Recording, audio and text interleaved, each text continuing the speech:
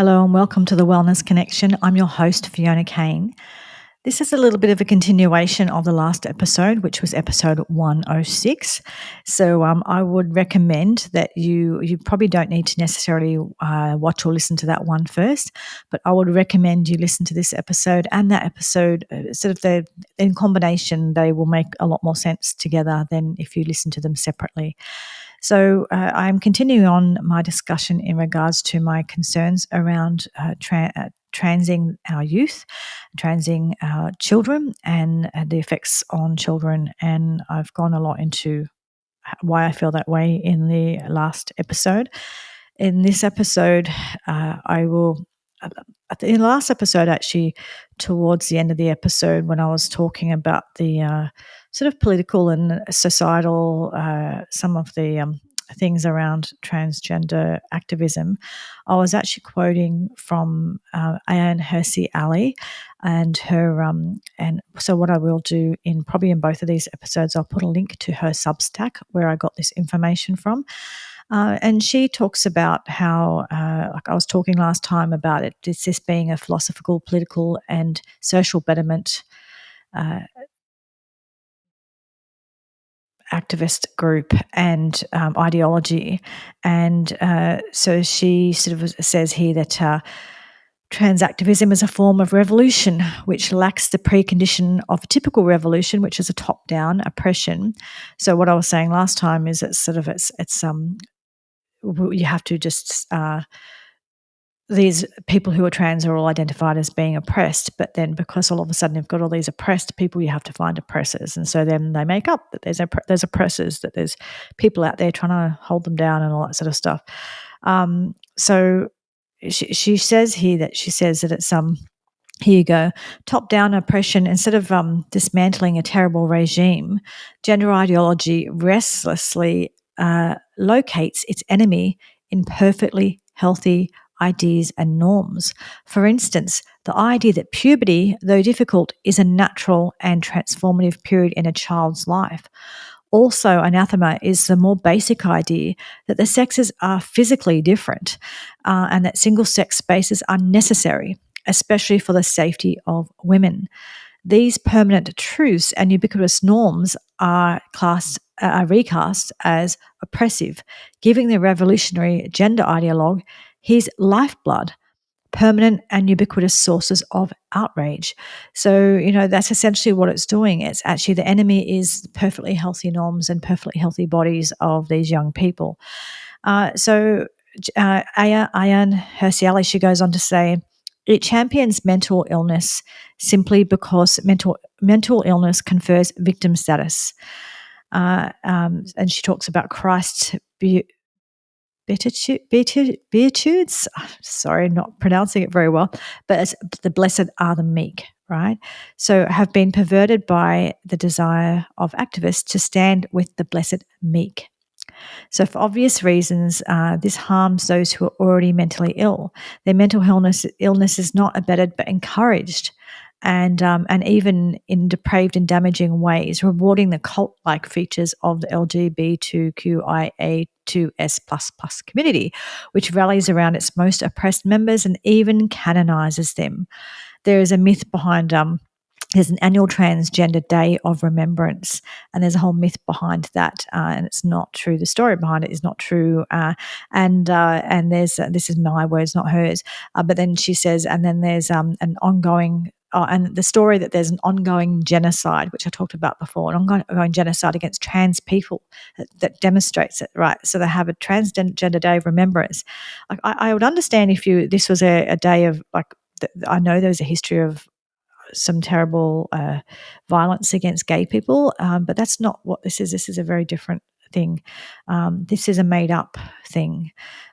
So I'm not saying that no one who's trans has ever been hurt or anything like that, but that the way that this is written, you would think that that many thousands of people are being destroyed and decimated, and there's a genocide happening on the streets, kind of thing. So it's clear that trans activists flourish in conditions of self-conferred victimhood. They often adopt their own markers of uniqueness in the form of non-binary pronouns, which exist independently of gender dysphoria. this provides them with bristling revolutionary spirit without exposing them to any real danger, since detransitioners who criticise misguided gender-affirming therapies are exiled by the communities which once embraced them. And that is what happens. So these young people, when they go online trying to explore what their problems are, and they're usually having some sort of mental health problems, they describe their problems and they get fed this sort of answer that says, "Oh, okay, clearly you're trans." Obviously, there's no other answer. The answer is that you're trans or non-binary or something. And so the answer to all of their problems is that they're trans, and so these children are accepted by the trans community and young adults. And the trans community, they love bomb them. They give them all the support, and we love you, and I don't care about your parents. They're horrible, terrible people, but we love you. We care about you. You're one of us. We're going to protect you. Blah blah blah blah blah. But the moment that any of these children start saying, "You know what? I think maybe I'm not trans. I think it was a mistake," it's quite the opposite. Not only do they shut them out, but they try and destroy them. This is, it's like trying to leave Scientology or something, right? It is a cult, because once you decide to leave, you are not just kicked out. So if you think of these children, especially a lot of them are people with mental health issues, right? And they might be quite isolated, and it's the reason they got involved in this stuff in the first place. And they finally felt somewhere where they belonged and finally had support. And then they realize that maybe they're not trans, and they don't really want to do the surgeries or the hormones or whatever it is. And as soon as they say that, they get kicked out of the tribe. Not only kicked out of the tribe, but they try and destroy them. And you can imagine that why you would not want to say that you have changed your mind, and why you would almost, and some people do go along with the treatments and things just to stay in the tribe. There was actually a case, now I can't remember his name, but it was a boy who was told he was transgender, and he was on the Heretics podcast just in the last few months, but I can't think of his name. And he said that he was a drug addict, and he had been through all sorts of terrible abuse, and he was having therapy, but he was having therapy in the it was therapy for trans people. It was a special type of therapy that was a therapy that was free and available to people who were trans. And when he finally went in and said, "Look, you know what? I don't think I'm trans," they said, "Well, then you can't have therapy anymore." And they were just going to cut him loose, right? And he was in a really precarious position. He was on drugs, and like he'd been through all this trauma and all this uh, abuse. And so he stayed and just kept saying he was trans, and ultimately ended up having his genitals removed in the name of this, because it was the only way he could get therapy. I mean, goodness me, like that's just, goodness me is not the words I'm thinking, but they're the words that, right, that is just dreadful. That's why I worry about these children. And he said he regretted the surgery straight away. Immediately, he regretted it, because he didn't want to have it in the first place. He knew he wasn't trans, but he just needed that psychological support. And so being cut off for these young people, if they finally do get included somewhere and helped somewhere and supported somewhere, the worst thing they can do is come out and say, "Oh, look, I've changed my mind." And it's a really important part of this is you must be allowed to say, "I've changed my mind," because most of them do. Or many of them do. I don't know. I don't have the numbers in front of me, but it's very common. Um, so here, Ayaan says, teenage. The grim reality is teenage girls accessing hormone replacement therapy, which makes their bones brittle, their vaginas atrophy, which is damage and waste away, and their hairlines recede, remains uncomfortably far from the view of the average dutiful march attending activist. They don't see that girl, right? And despite the errors I've just described, gender ideology has been undeniably successful in its self-replication. This is because the majority of people want to be on the right side of history. There's all this right side of history stuff we hear, right? And so we have this desire. We just have this desire to do the right thing, which is, I was talking about compassion before. We really have the desire to do the right thing, which is why I believe many of the people that I would know who are acting like activists, who are activists, that they are well intentioned. feel like they're just misinformed, but they are well intentioned. So, they recruit normal people who wish to virtue signal but have no experience in dealing with vulnerable, gender confused children. And it's how it captures institutions and workplaces and that sort of thing. Um, then she also goes on to say that, what the well-meaning masses will come to realize sooner rather than later, I believe, is that gender ideology is in fact regressive.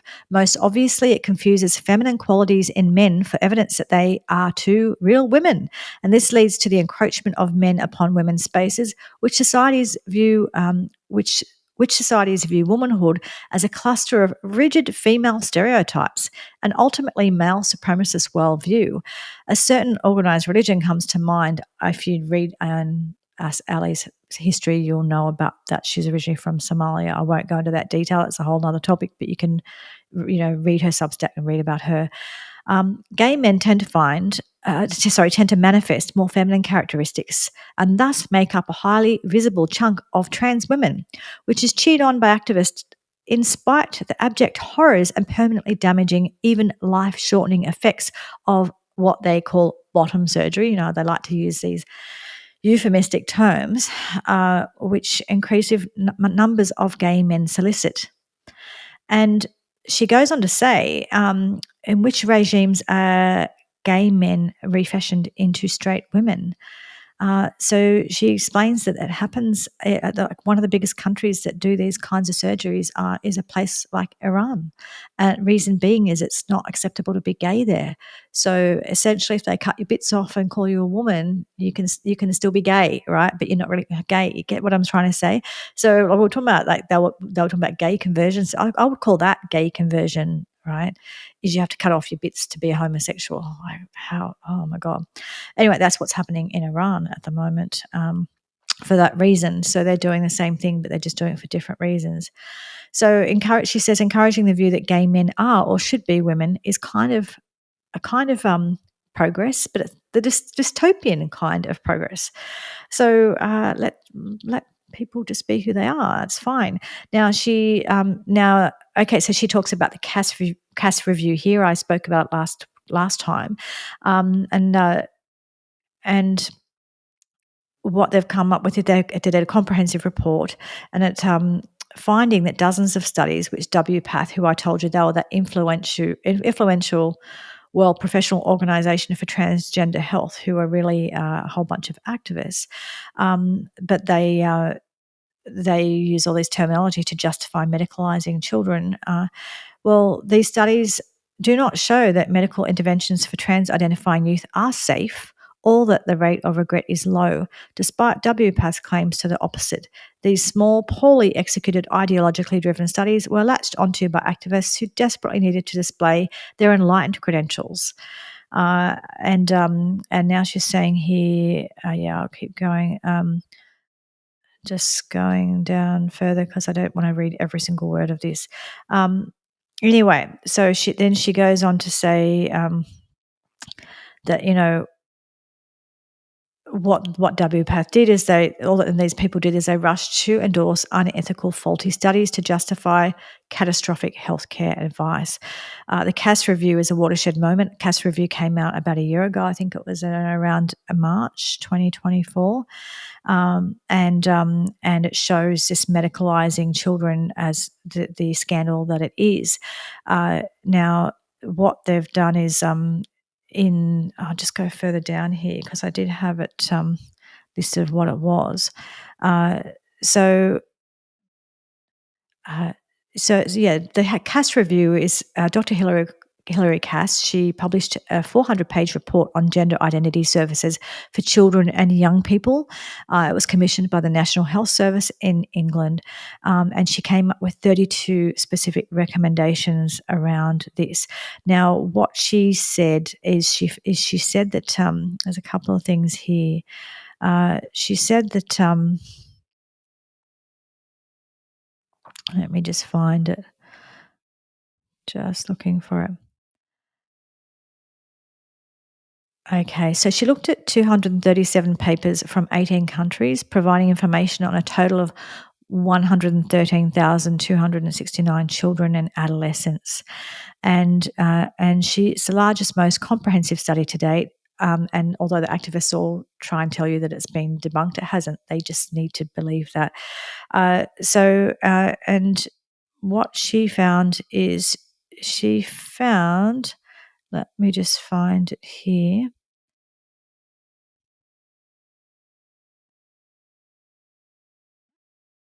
Okay, so she said there's no simple explanation for the increased numbers of predominantly young people and young adults who have a trans or gender diverse identity.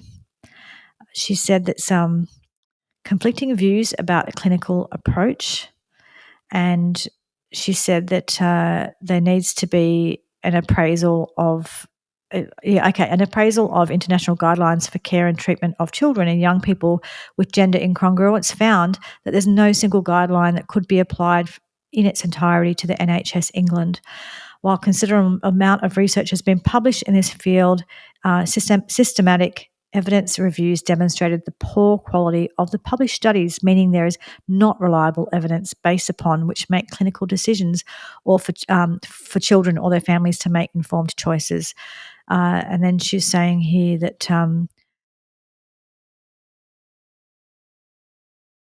yeah, she said the rationale for early puberty suppression remains unclear, with weak evidence regarding the impact of gender dysphoria, mental or psychological health. The effect on cognitive and psychosexual development remains unknown. The use of masculizing or feminine hormones for those under the 18 uh, presents many unknowns despite long-standing use in transgender population. The lack of long-term follow-up or data commencing treatment at earlier age means there's inadequate information. So basically she's saying we don't know the risks. She went on to say that, like I won't go in here and just read every little bit of it, but she went on to essentially say that what we do know is that it's not reducing things like the end of life stuff I was talking about in the last episode, and that there's just the evidence that they've used is so flimsy that it's ridiculous. They Yeah, so essentially here, Gays Against Groomers, what they said about it is British professionals have confirmed that children, mostly girls, are being recklessly subjected to dangerous castration experiments with no robust long-term data treatment, treating them like lab rats. And the detransitioners, most of which were just same-sex oriented teenagers, the victims of this catastrophic neoconversion therapy, they are being left unsupported and ignored. Gender affirming care is a lie. It's not healthcare. It's a safety hazard with no regard for the lifelong devastation it creates. So what's happened in England is they've actually stopped funding gender affirming care for children, and it's also they've stopped it in a lot of other places, like in a lot of northern countries, I think, like Norway and Sweden and Finland and places like that. They were quite early adopters of some of this stuff, and they're saying wrong way, go back, and so it's happening all around the place, and which is also why now in the US they're putting a hold on it as well. So a lot of people, and in parts of Australia, I know in Queensland, they're putting a hold to it, and it shouldn't just be a hold; it should be a stop. But at least a hold is a good start. But yeah, there's just no long-term studies that this is helpful, and but a lot of information that it is harmful. Now, I just wanted to go over to talk a little bit more about a detransitioner. Her name is Laura Becker, and she's talking about the psychology of detransition. And in that, she talks about transition and detransition, but she also talks about uh, her motivations for like the reasons why people might become trans. I've talked about some of that before, but I'll talk about it a little bit more. So anyway, she's got this great definition I agree with, and she said transition is the act of coping with psychological discomfort about being male or female through body modifications like hormones and surgery to aesthetically mimic and socially be treated as the opposite sex. And then she said gender dysphoria is the psychological distress a man or woman feels when they are unhappy about their biological sex and or their sex role. Two components the physical sex dysphoria and the cultural dysphoria, social dysphoria. So she said underlying motivations for someone making these changes: one is to feel better about their bodies, two is to be treated better by others, and three is to like themselves better. And then she said the fantasy is, and this is what I was talking about before, I think might have been the last episode, but the fantasy is my body is the problem. And so I've just got to get away from my body. If I can just not have this body, I'll be okay. So all discomfort is blamed on the body. All interpersonal struggles are blamed on the body. All self-loathing is blamed on the body.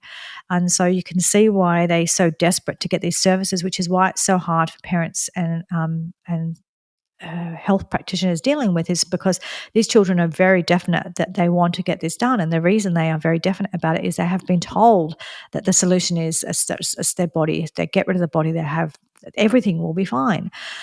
So when detransition, she says, her definition is when someone who identified as transgender got medical treatment, including hormones and or surgery. Detransition, she says, is when they accept and return to living as their biological sex. Desistance is when someone who identified as a transgender psychologically and socially, but who never got the medical treatment, accepts and returns to living as their biological sex. Now, she said that the transition fantasy was that the biological sex causes all discomfort, therefore modifying it will help me feel better about myself and I'll be treated better.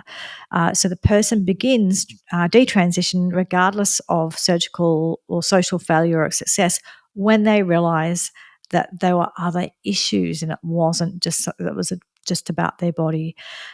So when they understand that their transition didn't solve their underlying problems. And this is why it doesn't reduce their risk of the self-harm I was talking about before, the end-of-life self-harm. Sort of 12 months after transition, they go back to the same risk they had before, because that's when they realise that the changing their body didn't fix things. And because it doesn't fix things, because more often than not, this problem is not about their body, not about being in the wrong body. So they realised that transition wasn't a panacea for self-improvement. And so this is when the grief process begins for these people. And so they go through all of the emotions of grief. They go through denial and they go through anger. And they might start saying, oh, I don't regret it. And, transition saved my life and all this kind of stuff. But and then they start having anger. They get angry at the doctors who did this to them, and how did I let myself do this, and how did I agree to it? And then they start going through, like she said, the bargaining, which is all of the if only scenarios. If only I had a better surgeon, or I didn't want kids anyway, so it doesn't matter that I can't have kids. They have all this kind of discussion, and then they go into a depression. So she said like a sadness and despair, hopelessness, and this where they start feeling at the end of life. Thinking comes about, numbness, disassociation. I have nothing to live for. There's no future for me. I was stupid enough to ruin my life. I deserve the pain. And so she said it's this whole spiral, and eventually they come to acceptance where they're no longer in shock or denial. They make sense of their loss. They start making plans for the future. And they start believing, I am the woman or man that I always was, and I must find a way to safely stop the hormones, and what happened was wrong, but I'm still alive and I can heal. And so she said detransing is a healing cycle of life, death, and rebirth. And so then she talked about the reasons that people detransition, but also the reasons they transition. So she said that, of course, when people detransition, they do it because they realize the body isn't the problem. They still have underlying issues. Living a lie is exhausting because it is a lie. You really are the other sex. And that's actually the thing. When I was right at the beginning of the last episode where I was referring to transsexuals still know that they know that they really are a man or whatever it is. So they don't believe they're a woman. They're just trying to pass as one and live their life as one, and that's fine. And that's, whatever, they can deserve that dignity, but they never believed that they really were a woman, and they acknowledged that they were not, and they didn't try and encroach on women's rights, whereas these days. That's a different story. So she said that living a lie is exhausting, and she said avoidance creates and compounds original problems. So because they're avoiding the problem, because the problem was because of their body, the problem's still there. The problem's still an issue. So she started talking about the common underlying issues that people have, the reason that they might transition it in the first place. And so she refers to all of these reasons, and I'll go through those. So just have a sip of my tea. Sorry. So she says that the reasons they might be doing this are bodily trauma. So maybe if you have a chronic illness, maybe if you have so any kind of body dysmorphia, if you've been sexually abused, they're common reasons that people will want to transition and won't feel comfortable in their body. She says attachment, so basically familial alienation, struggles with romance and dating, that kind of thing, and any other kind of abuse or neglect. So basically, insecure attachment to your family of origin. And interestingly enough, when they do get caught up in the web of these activists, the first thing they try and do is separate from their parents. Your parents don't love you, your parents hate you, your parents don't understand, blah blah blah. I understand you, your parents don't. So they actually try and separate them from their family and their parents more, which makes it obviously worse for them, which is why it's harder for them to go back, because they've by that stage they've ruined their relationships with their family. So mental health reasons, other mental health reasons, like they might have depression or anxiety, really, really common. Any kind of trauma or PTSD, and often people who have things like OCD. So then developmental, well, why do they want to make the change? Well, puberty or adolescence, it's hard, right? Like I was just saying before, it can be really, really hard to make that change and go through puberty. And suddenly you've got all these adult problems, and maybe you just don't want them. And so you want to not deal with being a woman or whatever it is. Peter Pan syndrome, where you just want to be a child forever.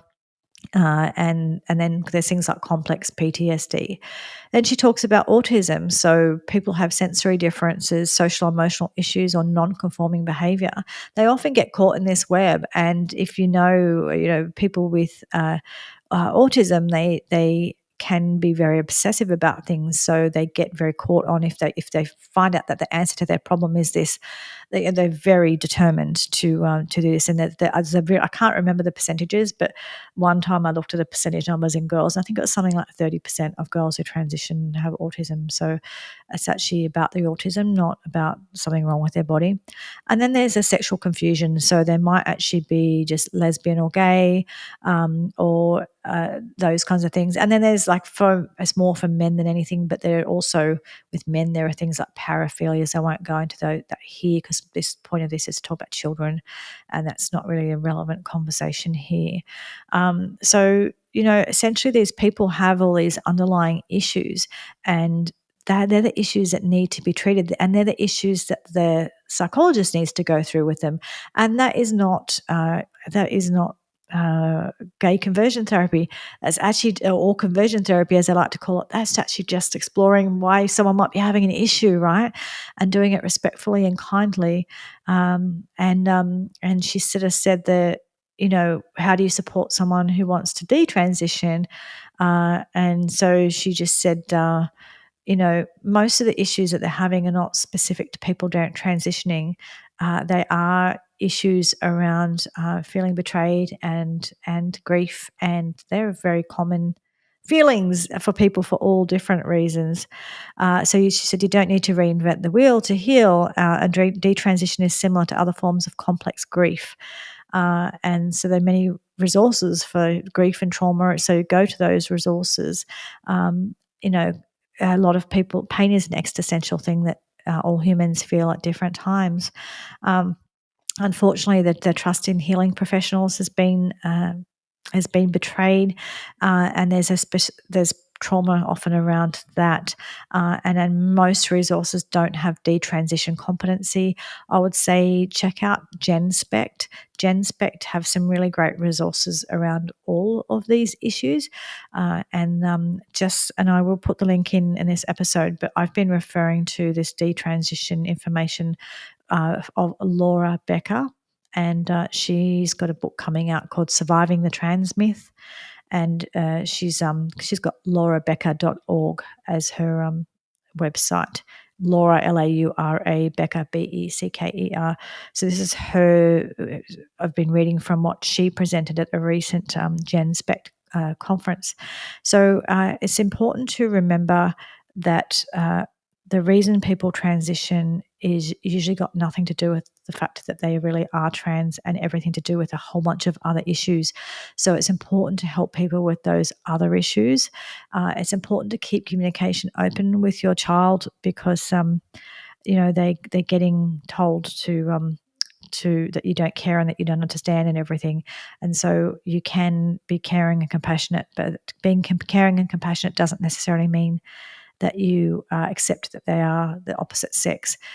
There is another detransitioner. Her name is Maya Poet, and it took her about 10 years, but she was really glad that her parents never accepted that they loved her and they cared about her and they looked after her, but they never accepted that she was the other sex. She said she was really glad for that, because you need people who tell you the truth.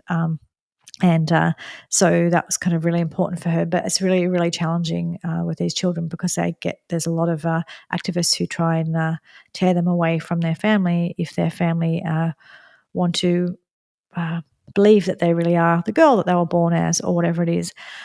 So look, I suppose I want to finish by just saying, look, the reason that children go through this experience, or the reason that young adults go through this, is complicated. There's politics involved. There's a lot to do with trauma and sexual trauma and things like that. And when you look at a lot of the young movie stars and people who are doing some of these surgeries and things, you will see, if you read about them, a lot of these people have had sexual trauma. So they're essentially getting the bits cut off that were touched in a violent or bad way. So this is a really complicated issue, and it's not being transphobic or being awful to be questioning of this. It really is a cult, and children are being damaged by this cult. And this group, WPATH, who try to pretend that they're a professional organisation, they are not. They are full of activists. And in their most recent, they do create something, it's a bit like the DSM, but it's like their version of trans healthcare that they produce. The most recent version that they produce has a new category, and the new category is eunuch. And when you go into the document and read the chapter about eunuch, which is basically people with their private bits cut off, when you go into this chapter, you will see that when they link to their references are chat rooms for men who enjoy eunuchs. Their references are not medical references, right? And it's important to understand that one of the people who first started, the person who first started using kind of the word gender in terms of gender identity in this language that I referred to in the last episode, I think it was actually John Money, who is a psychologist who did some very damaging and horrific experiments on children, and was not a very good person. So unfortunately, a lot of this, without going into a lot of detail, a lot of gender ideology, it's got its basis and its background in people who have very, very bad ulterior motives for your children. Let me just say that much. All right. So what's happened is people have been pressured into, you are not a kind or compassionate or modern, caring, progressive person if you don't just kind of, affirm that all these children really are born in the wrong body. No, they're not all born in the wrong body. That is ridiculous. And a lot of people who are kind and warm-hearted and well-intentioned have been caught up in this. And the unfortunate thing is that the people who will probably be the last, for want of a better term, the last man standing in this fight will actually be the mothers who have trans their children.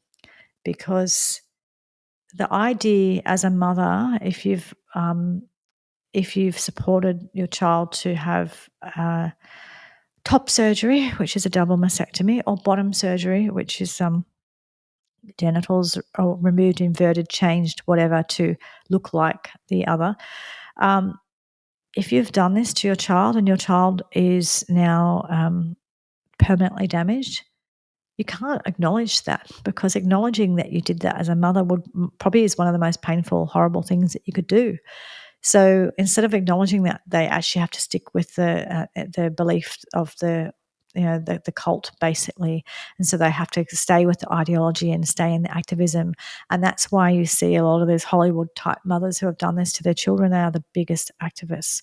The reason being is that they're just going to keep out there on the campaign and talking about transgenocide and talking about saving children and all this, because they're actually the ones that have damaged the children. So they're the biggest ones shouting and yelling at other people who are harming their children, when unfortunately they're the ones that have allowed it, which is really sad, but they are the ones that will fight to the end.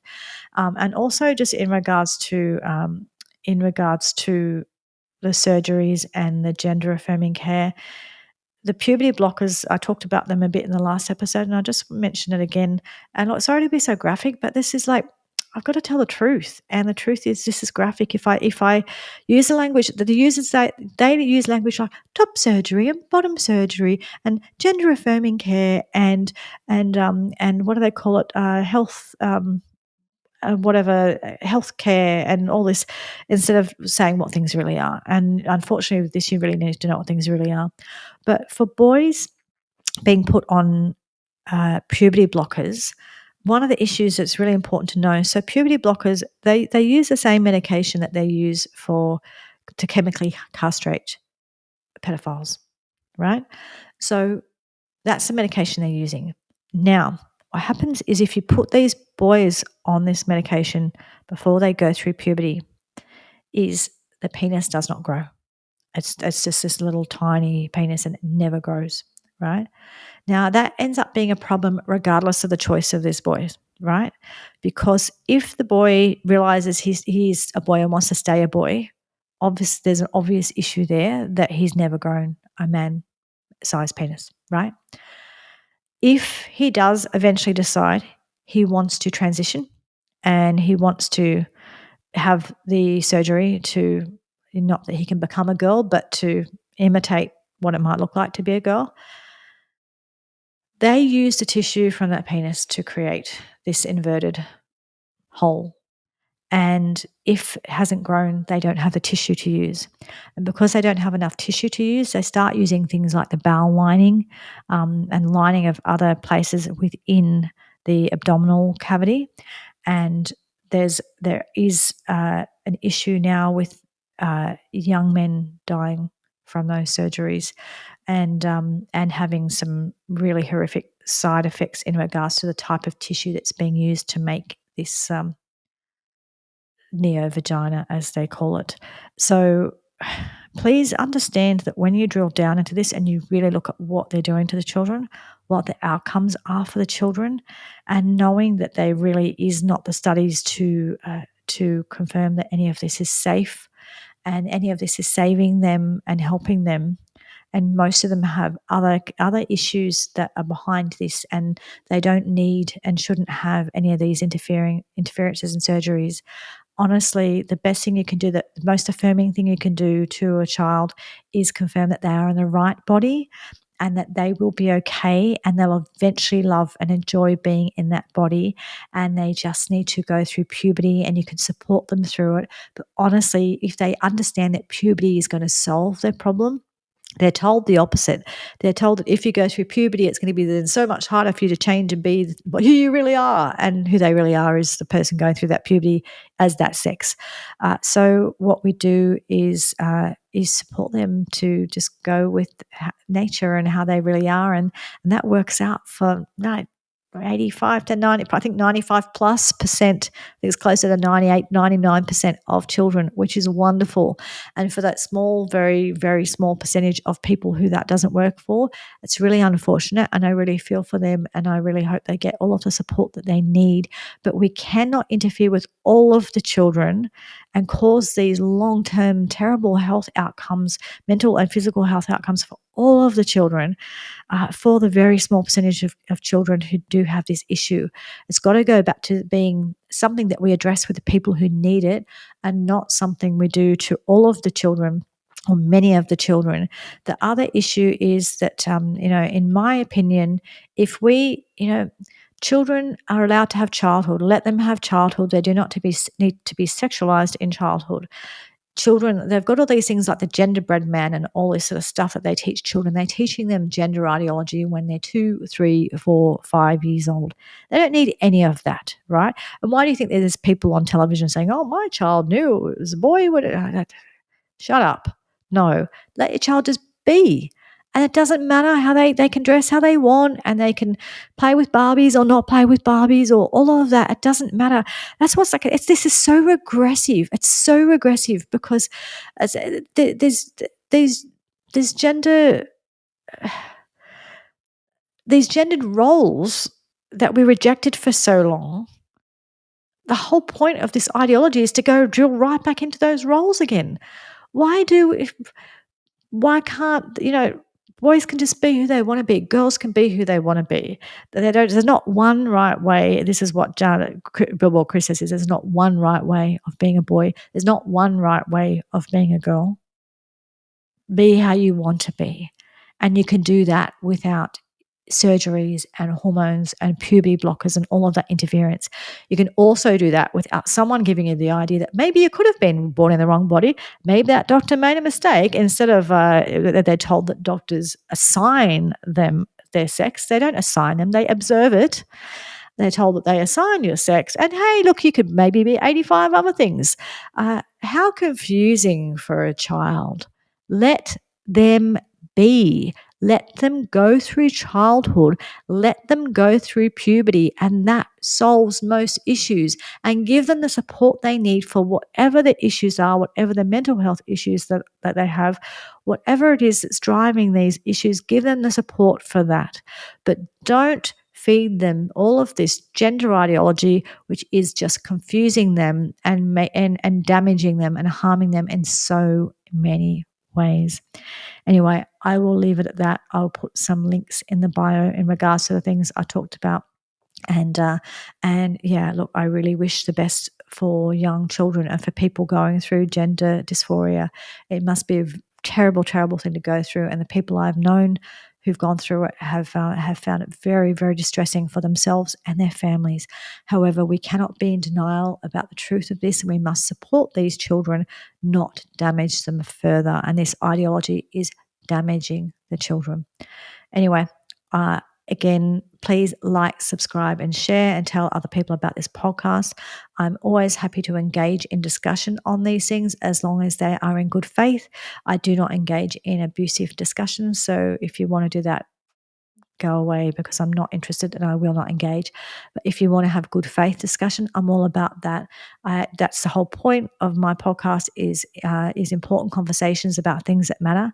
And I think this is a very important conversation, and this really does matter. So we need to be able to talk about it, and to be able to talk things through and get things right. We need to be prepared to be able to talk, and maybe sometimes be wrong about some things, but we need to have the discussion. If we don't have the discussion, we can't resolve this issue. And what we do at the moment these days is shut down all discussions on difficult topics and say, no, this is the rules. We follow this ideology, and we're not allowed to discuss it. That is dangerous, no matter what topic you're talking about. Anyway, I hope you have a great week. And I'm sorry to be, this last couple of episodes have been quite heavy, a bit doomsday, but I really, this is a very important issue that I've been seeing for a long time. And I really wanted you to understand what was going on, because you may not have heard some of the things that I have discussed in these last 2 episodes. Anyway, thank you for watching and listening, and I will see you next week. Thank you. Bye-bye.